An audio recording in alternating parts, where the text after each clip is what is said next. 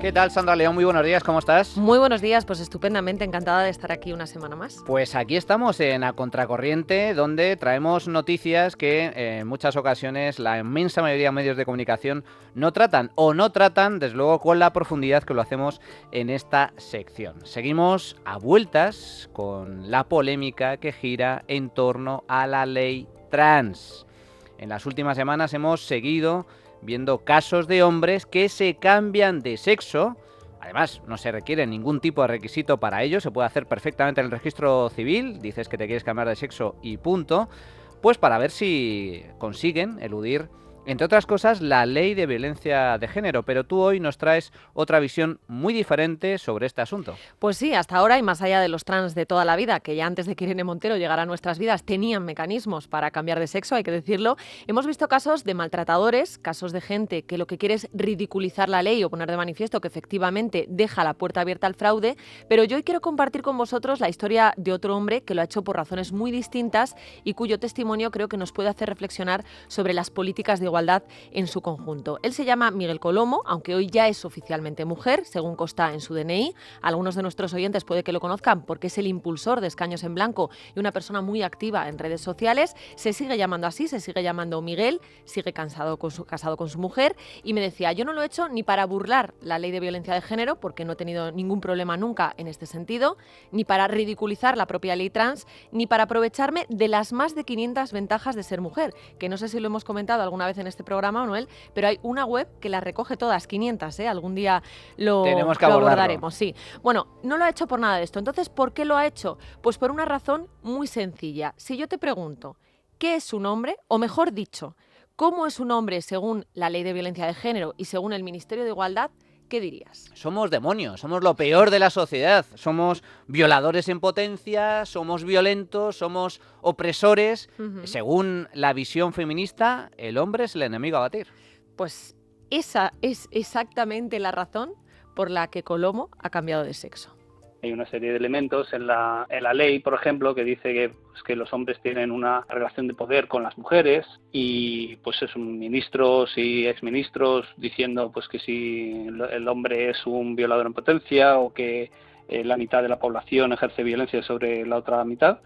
Y yo no me sentía identificado con ninguna de esas cosas. Sin embargo, sí que me siento identificado con otras cosas que pues tanto los políticos como en la ley pues se asocia con las mujeres, como puede ser el tema de cuidados, el tema de empatía y otra serie de cosas. Por ejemplo, yo me cogí hace casi 20 años, la reducción de jornada por paternidad para cuidar de mis hijos. Y bueno, pues cuando se aprueba la ley trans, pues yo veo que encajo mejor con la definición de mujer. Y entonces cuando se aprueba esta ley y se permite pues cambiar el sexo registral, pues yo voy al registro, aporto pues una declaración diciendo que me siento mujer, y en noviembre pues se me cambió en el registro y pues ahora soy una mujer. En este sentido, él, lógicamente, está a favor de la ley trans porque le permite identificarse con el género que considera que más se ajusta a lo que él es, pero ojo, porque ni comulga con todo, ni cree que una vez aprobada esta ley, todas las demás puedan quedar igual. Para empezar, no está de acuerdo con todo lo que tiene que ver con los menores y sobre todo con la parte médica, por así decir, abrir la puerta a bloqueadores de la pubertad, etcétera, y encima sin acompañamiento profesional, que él cree que es fundamental para cualquier persona que quiera someterse a una cirugía o a un cambio hormonal. Y para seguir teniendo en cuenta los casos de maltratadores que se están cambiando de sexo o de hombres que lo hacen para aprovecharse de las ventajas de ser mujer, Colomo considera que habría que derogar las normas que avalan la llamada discriminación positiva. Todos estos desajustes que se producen, lo que está despertando son otros fallos que hay en el sistema y que habrá que ir solucionando punto por punto. Pero vamos, desde luego, en cuanto haces una discriminación por sexo y das una ventaja, que además son siempre exclusivamente en favor de un sexo, pues estás creando un problema. Pero ese es un problema que es de la Ley Integral de Violencia de Género o de otras leyes que haya ahora mismo que privilegian a un sexo frente al otro y que además van todas en el mismo sentido. Pero no es un problema de la ley trans. Si acaso, la ley trans lo que estaría es mostrando o visibilizando ese problema. Si no hubiera este tipo de discriminaciones en la ley, no habría nadie que sintiéndose hombre se fuera al registro y a cambiarse de sexo para ser mujer. Es que esto que está explicando nuestro invitado de hoy es muy importante porque Lo que se denomina discriminación positiva supone discriminar, discriminar por razón de sexo. Y en teoría, la Constitución lo que establece, y cualquier democracia asentada, es la igualdad ante la ley, un principio básico. La ley es igual para todos y no se puede discriminar ni por razón de sexo, ni por razón de raza, ni por razón de creencias religiosas. Sin embargo, la discriminación positiva desvirtúa, desmonta, vulnera, violenta este principio esencial y la borra de un plumazo. Ya no somos iguales ante la ley. Si eres mujer tienes unos derechos, si eres hombre tienes otros. Pues eso es precisamente lo que piensa Colomo, Manuel, y por eso no rehúye ningún debate relacionado con la ley trans, ¿no? Ni la ley de violencia de género, ni las oposiciones, ni el deporte, ni nada. Pero vamos por partes. Ley de violencia de género. El problema, dice, es su propia articulación. Yo estoy en contra de la Ley Integral de Violencia de Género porque distingue y separa las leyes en función de unas características personales. Y eso creo que es una ley de autor y que son muy peligrosas.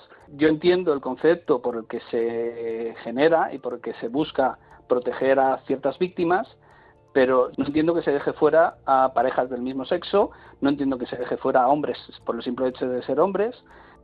Y en este sentido, Colomo nos contaba que cuando se puso en marcha la ley de violencia de género, había jueces que se limitaban a considerar como tal casos muy claros. ¿Qué sucedió? Pues que llegó un momento en el que el Supremo sentó jurisprudencia de tal forma que cualquier agresión a una mujer por parte de su pareja o expareja se considera violencia de género, incluso en casos como este, que fue uno de los primeros en llegar al Supremo.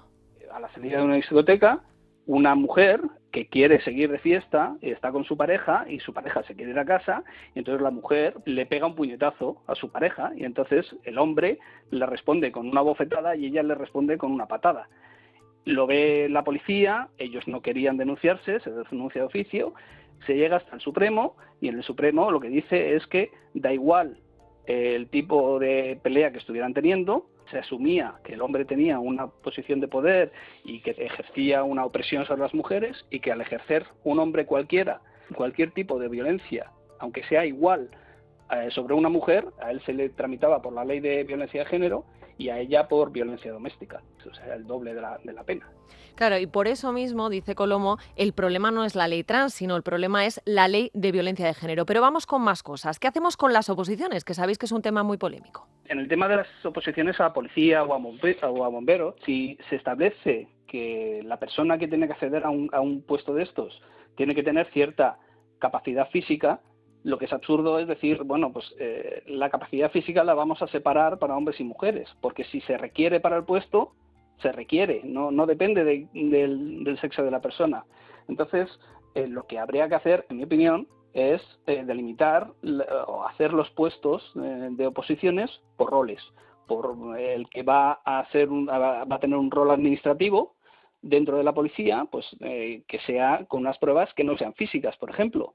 Y en caso de puestos que requieran cierta forma física, pues en ese caso pedir pruebas físicas, pero que no dependan de si es hombre o mujer, y que de forma natural cada puesto se vaya cubriendo por la mejor persona adaptada para cada uno de esos puestos. Claro, esto parece que es muy polémico decirlo, pero al final es verdad que si alguien te tiene que rescatar y necesita la fuerza, tú querrás que sea la persona más preparada para ello, ¿no? Con independencia del sexo. Pero es verdad que este tema es muy tabú.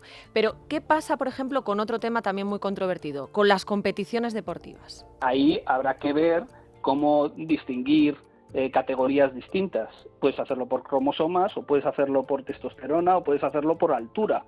No lo sé, dependerá de cada uno de los casos. Pero lo que es absurdo es, a partir de esta autoidentificación de sexo, separarlo simplemente porque uno se autoidentifique hombre o mujer o porque haya tenido un defecto genético u otro. No tiene ningún sentido. Entonces, bueno, pues es un tema complicado, yo eso lo entiendo. La división en el deporte por sexos se hace para incentivar el deporte en grupos distintos, pero a lo mejor lo que tenemos que replantearnos es cómo estamos generando esos grupos. Bueno, efectivamente él sabe que este es el terreno más complicado, pero vamos con otro. ¿Qué pasa con los baños y vestuarios si cualquiera puede cambiarse de sexo en el registro a voluntad? Pues que a lo mejor, dice, el problema está en la base. Yo siempre me he sentido incómodo en un vestuario compartido. Entonces, yo creo que la sociedad debería seguir evolucionando, esto es un paso, pero debería seguir evolucionando y, por ejemplo, los baños deberían ser mixtos y haber cabinas para duchas o cabinas para cambiarse. En Alcobendas, por ejemplo, en Val de las Fuentes hay un vestuario que es para familias. Entonces, una familia puede entrar ahí y no hay que dividirse entre la madre con las niñas al vestuario femenino y los padres con los niños al masculino, que si falta uno de los padres es un problema y cosas así, y debería haber cosas, pues eso, vestuarios mixtos y cabinas individuales. Hombre, no sé si por cuestión de espacio esto sería factible, Manuel, porque es verdad que en la mayoría de los gimnasios y polideportivos hay espacios separados y dentro de ese espacio duchas o vestuarios compartidos, ¿no? Y en el caso de los chicos, urinarios abiertos, por ejemplo. Pero tiene razón en que hay mucha gente, que es lo que él nos decía al principio, que con independencia de su identidad o orientación sexual, ya antes de la ley trans no se sentía cómoda con este sistema, que no le gustaba eso de tener que ir, pues eso, al gimnasio, ya sea público o privado, y que de repente a la hora de salir del gimnasio y querer darte una ducha, se tenga que duchar en abierto con otras personas, independientemente de cuál sea su sexo, su orientación sexual o lo que sea, ¿no? Por eso él decía que a lo mejor el problema no está tanto en la ley trans como en que hay que cambiar esa filosofía y hacer, pues eso, vestuarios o baños mixtos, pero que tengan cabinas individuales para que la gente tenga su intimidad, ¿no? Claro, esto ya depende de la infraestructura, Claro, depende de una decisión de cada uno de los ayuntamientos o responsables de esas infraestructuras, pero lo que sí es cierto es que hoy, con la ley en la mano, si tú eres calificado en tu DNI como mujer, en teoría puedes entrar a los vestuarios de mujeres. Efectivamente, no, nadie te lo puede Y negar. la incomodidad en ese caso será muy posiblemente, claro, para muchas de las mujeres que están ahí. Algún día hablaremos también con Inocente Duque, que se ha cambiado de sexo en el registro, ahora se llama Vida, y bueno, pues él cuenta, ¿no?, qué pasó cuando se cambió de sexo y llegó a un gimnasio y dijo, no, yo quiero utilizar el vestuario de mujeres, ¿no? Hablaremos algún día. Pero otro tema, ya por ir concluyendo, que tampoco rehúye Colomo, es el de las estadísticas. No sé si sabes que, tal y como denuncian las feministas, con la aprobación de la ley trans se están desvirtuando muchos estudios. ¿Por qué? Pues porque, por ejemplo, el otro día, Contra el borrado de las mujeres mostraba la encuesta de un estudio sobre la soledad, que a la hora de preguntar los datos a la persona que responde ponía: ¿con qué género se siente usted identificado? Hombre, mujer, no binario, otro, no sabe, no contesta. Claro, tal y como denunciaban, ¿cómo vamos a saber así si se sienten más solas las mujeres o los hombres? ¿O cómo se cruza ese dato que no existe con otros como edad, nivel de estudios, estado civil, ingresos, salud?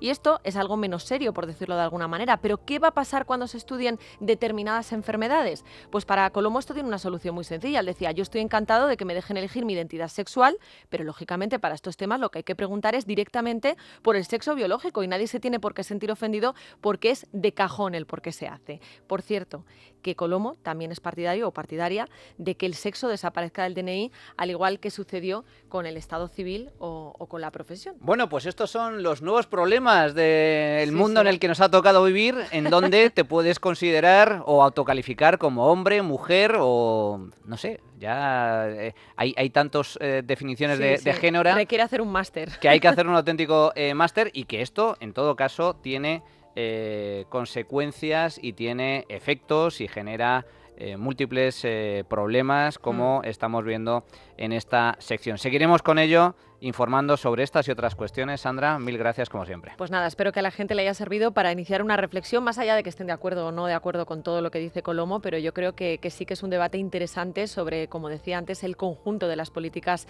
de igualdad que nos acechan. Pues hasta la próxima, Sandra. Mil gracias. Hasta la próxima. La trinchera de llamas. Es radio.